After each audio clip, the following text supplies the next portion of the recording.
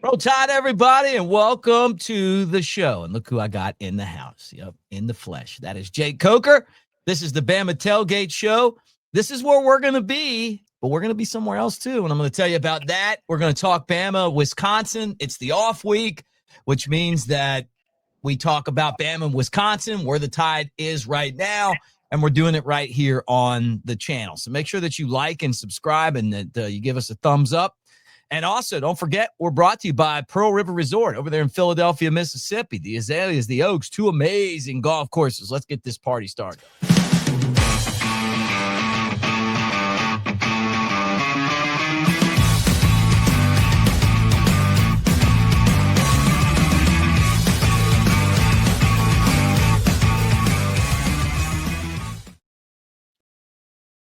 All right, there he is, Mr. Jake Coker in the house. I'm Mick Gillespie. Welcome to the show, brought to you by Pearl River Resort, Philadelphia, Mississippi. The Timeout Sports Lounge is a Vegas-style casino, and you don't have to go all the way out to Vegas, which I'm doing in October.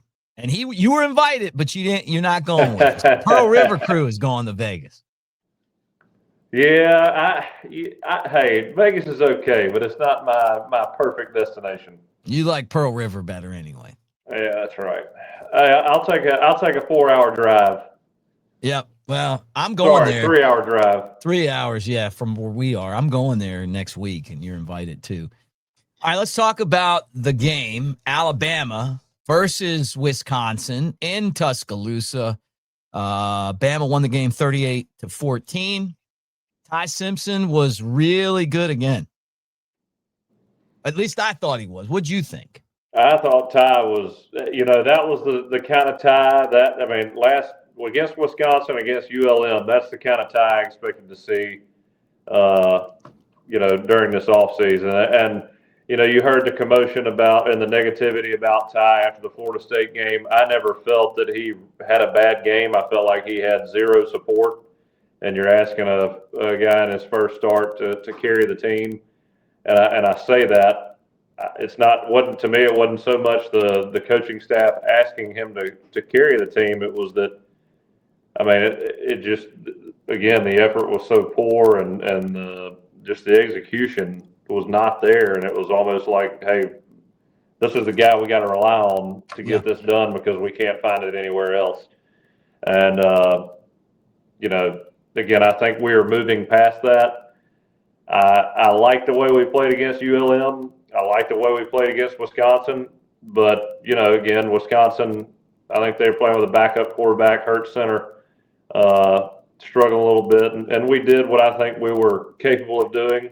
I'm not going to say we did what we should have done, but I think we played pretty well and showed a lot of effort and intensity. I'll tell you one thing, Bray Hubbard, he must have stayed on Twitter after that Florida State game because he's playing like he's being real responsive to that chatter. That guy was coming up there. He wasn't trying to tackle people by the ankles or just, kind of throw his body out there. He was, he was hitting those guys with mean intentions, making interceptions. I was really proud of the way he played. I texted a buddy of mine who's pretty close with him up in Tuscaloosa in the middle of that game, like, this is the Bray that I expected to see. That's the guy that we met at the mullet toss. Mm-hmm. That threw the mullet further than you and me, threw it further than everyone else this year. A man who could throw a fish that far needs to be a guy that picks it off twice and then takes the edge away. Did you see him coming flying in there? I know he missed a couple tackles here and there, but, man, he came in a couple of times and helped take the edge away. But hey, that's the thing, man. You miss them playing like that. I'll take it. Yeah, I am fine with somebody playing physical and making a few mistakes. Like, you giving it everything you got, and you miss a tackle here or there. You aren't where you're supposed to be. All right, so sure if that was like something that you guys could hear, but now we sound clean, and I'll tell you what, you were talking about Bray Hubbard. No, but when you play with that dominant mentality, I'm not here to just win the game. I want to make them not want to play me again. I'm not here just to take part. I'm here to take over. That's that's the mentality I can handle, and I don't really like the wording here, but that's the mentality that I can lose with, I guess. You know what I mean? Or win with or whatever. But yeah, I thought he had a great game. I thought he was the MVP on defense, but just kind of getting your thoughts as a guy that played quarterback. But what I meant by that was, you play against Florida State like that and lose, I'm nowhere near as disappointed. Right. I think that's what I meant by that. Yeah. We all said that. I mean, it wasn't that we lost. It was that we didn't play Alabama football. And those guys back-to-back weeks have played it. But I think that, like, when we see what Ty Simpson's doing, he was 17-17 2 games ago. He was 23-29 this time. And he had some drops. Like, Hollywood dropped a touchdown. Brooks dropped a pass. And I think that if you take those out, he had like 3 bad throws out of the 29. Yeah, and it's not even, sometimes stats can be misleading. The way that he maneuvered in the pocket, the accuracy with pressure in his face and all around him and in traffic, that was the thing that impressed me the most, because there's not a lot of guys that can do that, to be honest with you. I mean, that takes a lot of mental preparation, understanding of what you're trying to do. To me, that it's basically, it looked like Ryan Grubb was out there playing quarterback. Yeah. You know what I mean? And I'm not saying Ryan Grubb can do that. What I'm saying is that he looked like a coach out there on the field. Very calm, making adjustments when they needed to be made. The timing was perfect. The balls were again on time, accurate. Guys were able to run with them after they caught it.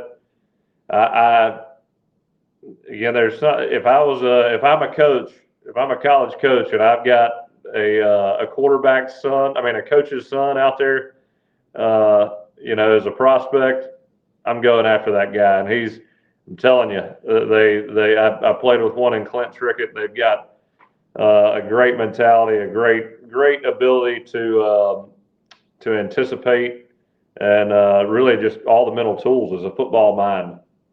Well, that's a great way to put it. He was 24 of 29, 4 touchdowns, no interceptions, and 382 yards. I thought at the beginning of the game he was kind of having to maneuver in the pocket to find time. He did. And then after that, I thought the offensive line did a really good job of pass blocking.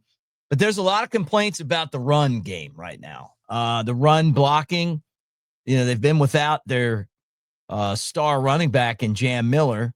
But Bama ended up with, 70 yards of rushing in the game. And I just feel like you got a problem when you can't run the ball better than that. 72 yards, 22 carries, 72 yards. Kevin Riley had 7 carries for 20 yards. Dre Washington, 2 for 13. A.K. Deere, a couple for 9. Richard Young, 4 carries for 3 yards. Bernard scored a touchdown on a run, like from the wide receiver spot. But should we be concerned about this? I think you need to be concerned until Jam Miller comes back. I think Riley he's a young talent. I think he's going to be pretty good. But in the current running back room that we have right now without Jam Miller, and again, I hope I'm wrong, and it's just me looking. I don't know if we've got that dynamic back in there right now that can really carry the load and get, yards after contact. It just doesn't seem like there's a whole lot of explosion or acceleration. When they hit that hole, are they decisive in hitting that hole? And I always, one of my favorite backs was Josh Jacobs.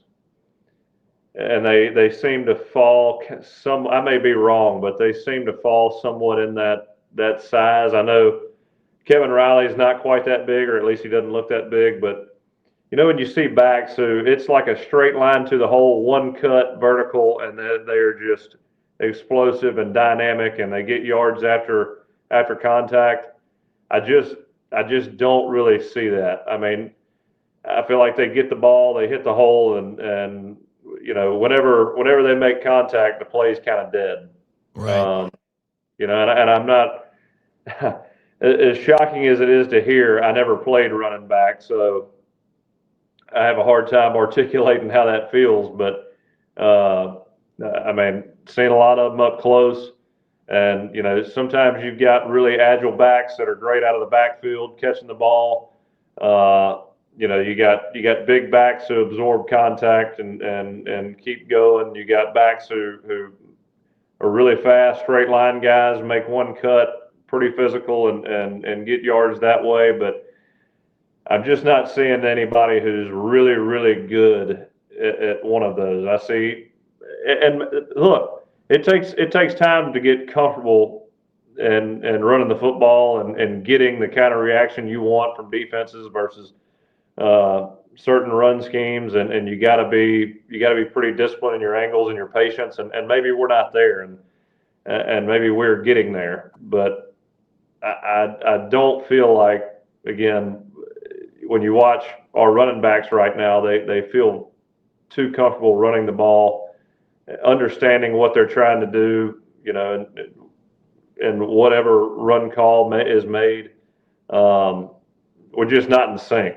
And I'm having a hard time pointing that out. But to me, I don't know if have we had one explosive run all year? Well, AK Deer had one, but it was taking out ULM. Yeah. That's a good question. Nothing that really sticks out too much taken out of that. Yeah, I think I think Kevin Riley had maybe one or two impressive runs against Florida State, and I say impressive. He looked pretty dynamic at times, but I just haven't seen, outside of maybe a few really explosive runs where the running back wasn't really touched, where the play was actually made by one of our running backs. If that makes any sense. But do you think it's the offensive line, or you think it's the running backs? I think it's a mix of both, but I definitely think it falls more on the running backs. At some point, in my opinion, you got to make a play, and for two bigger games to occur, and you're really not seeing much out of any of them, it makes you a little nervous. And look, I know these guys. I feel like these guys were thrown into the fire a little bit with Jan Miller being out. But there is, it's more than just, hey, here's the ball, go score. You got to set people up. You got to set the defense up when you're running. Get them to take the wrong angles and set them up for blocks. And so there's a lot more to it than just, hey, here it is, and this is where you're supposed to be running. And it just doesn't look like we have a great understanding of that just yet. Right. But still, the passing game has been so effective. They're still able to score with just passes, but it's going to be tested. Look, this game's in Georgia. It's been effective. It's been effective in the last 2 weeks, and Ty got some protection this week and was able to get the ball out. But you're not going to win consistently throwing the ball, having to rely on the passing game week in, week out. And I know that Kalen DeBoer and Ryan Garub are heavily pass oriented, but they know you got to be able to run the ball to win games. You cannot just always rely on the pass game and get there. I know, they did a good job at Washington and they got there, but when you run the ball, you're a lot more consistent. Well, they win the game 38-14. It was a team that you figured Alabama would should match up well against. They did. Both. Let me read it. When you watch the Florida State game, the run game to me was almost non-existent outside of that first drive. And then you're forced. I felt like our hand was kind of forced to where we had to throw the ball, and Ty didn't have a whole lot of time. Florida State did a good job mixing it up, being real physical with us up front. And you just don't want to be forced into those desperation downs nonstop, where you're always behind the sticks and you always feel like you're trying to catch up. Right.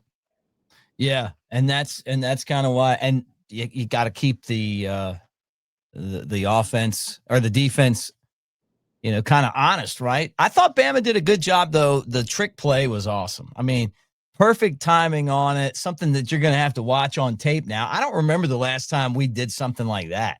I don't know if I've ever seen all 5 linemen, escape out there and get involved in the screen like that. I mean, from left tackle to right tackle, there's a wall, man.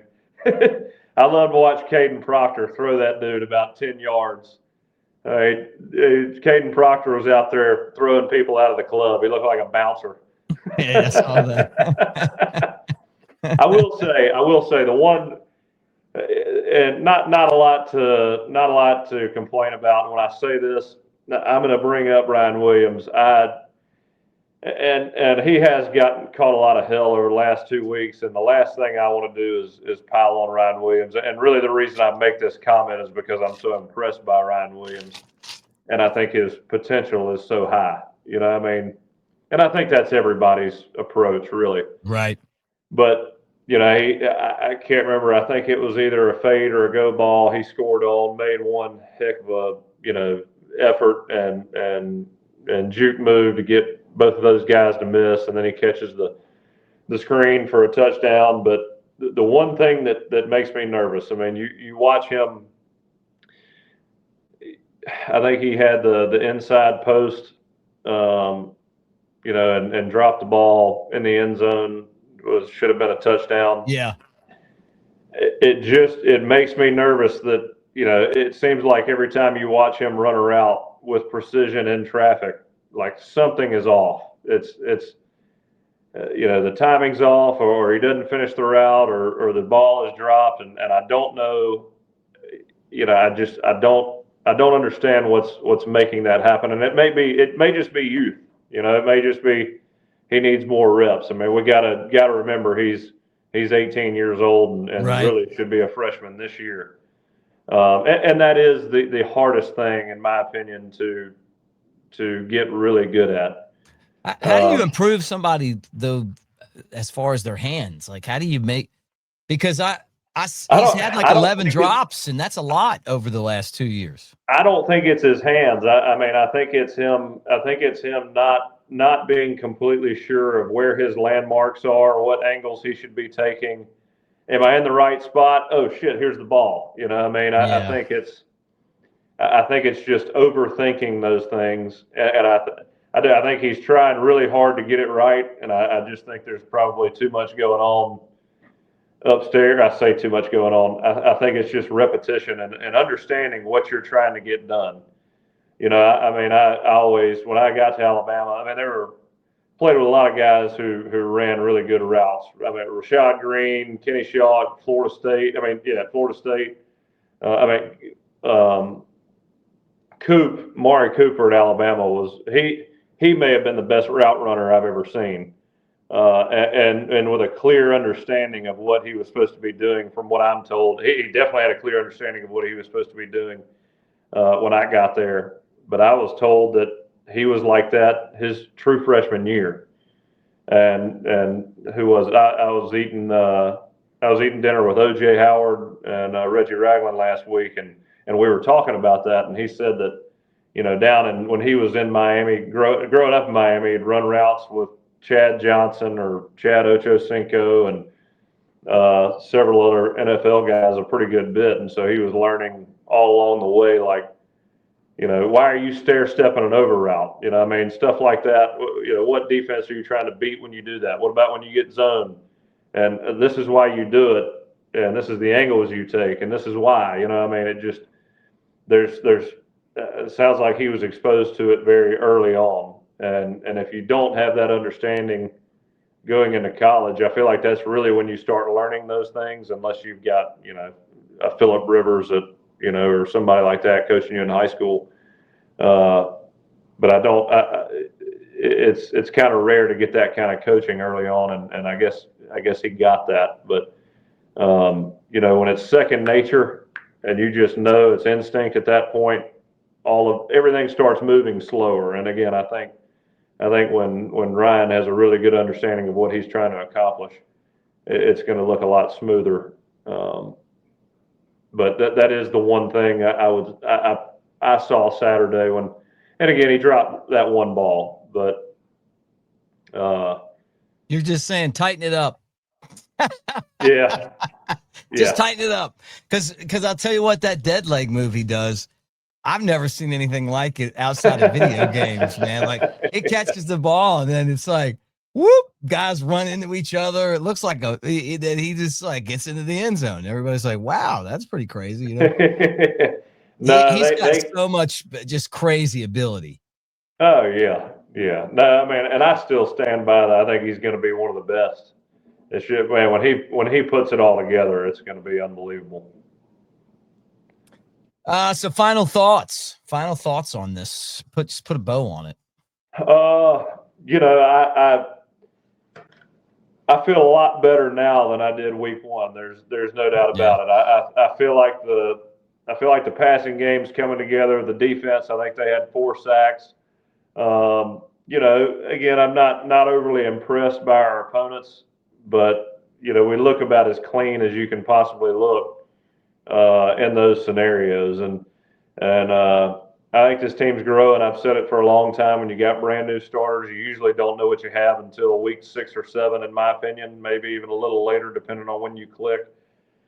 And I think we're getting there. Ty, we got nothing to worry about with Ty. I can tell you that. A few things to clean up within the receiving core. I think mainly getting Ryan those reps. You know, with those intermediate routes, getting him to where everything's second nature to him.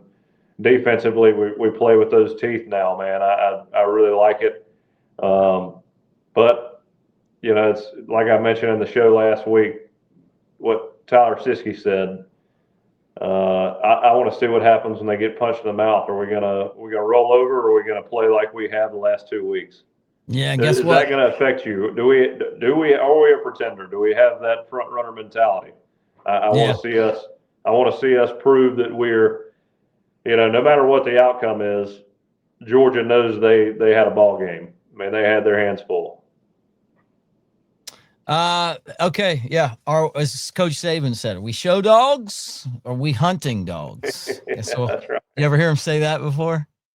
No, I did not hear him say that. He said that. He did say that. I think he used a little bit different messaging to get that point across back when I was playing for him. Yeah. Guys, as you hang out, make sure that you're part of Mick Nation, AveD. We got some swag to give away. I know you guys want to buy these hats. You can, but you can also win them by signing up and just playing the games. Somebody, you'll be proud of me. I won the Louisiana Monroe pick 'em. I picked 75-0, and it was 73-0. Did you really? Yeah. They called and they kept asking me about. I'm like, yeah, it's. I even forgot my pick. I was like, yeah, I picked it. And they're like, I mean, come on, man. And I'm like, yeah. And then they're like, you got within 2 points. You were 75, and it was 73-0. I thought it would be. Where did you get 75 from? I don't even know, man. I just thought it would be I didn't do the math, okay? I just thought that we'd score a lot of points because we'd be angry. So I picked that as my score. You guys do it too. We gave away tickets to Wisconsin. We're going to give away other tickets and stuff coming up. So do that. Yeah, that's 9 touchdowns and 4 field goals. Yeah. Who knows? Maybe a safety or something. I don't even remember why I picked that, but I did. So I'm not going to back off of that. And so okay. So as we kind of wrap things up, a lot of you guys have asked about our show, Elephant in the Room. We had a blast doing the show at Cover Crimson. We love those guys. Reed, Clint, they're great. EG, Taylor, all of them over there. We're pulling for them. But with that said, we're going to be on the next round with our new show coming up probably in October. So we'll be on here too. But it's going to be called Last Call. Last Call. That's it. Last Call. So you'll get a new open that you've been You think they'll put that elephant in there again, or well, are they gonna get? Hey, we gotta keep Jim away from the graphics. As long as we keep Dunaway out, I'm good. I told Jim, I saw him at Galette's on Friday. I said, we want to interview you in studio. We want you to come here and hang out with us in studio. It'd be fun. Yeah. Get him to listen. He'll have to shine up that bald head. Get over here. Yeah, those guys are the best, man. I mean, like it's pretty cool to be on there, kind of moving to their platform and be able to talk about not just football, but a lot of stuff, and there's a lot of topics that we talk about off the air that we kind of love getting into. And you guys know, I mean, we've done, 3-hour shows before, so we're going to continue doing that. So anyway, and then we'll be on here each week talking about the football game and recapping stuff. So thank you guys. We're brought to you by Pearl River Resort over there at Golden Moon Casino, Philadelphia, Mississippi, the Timeout Sports Lounge.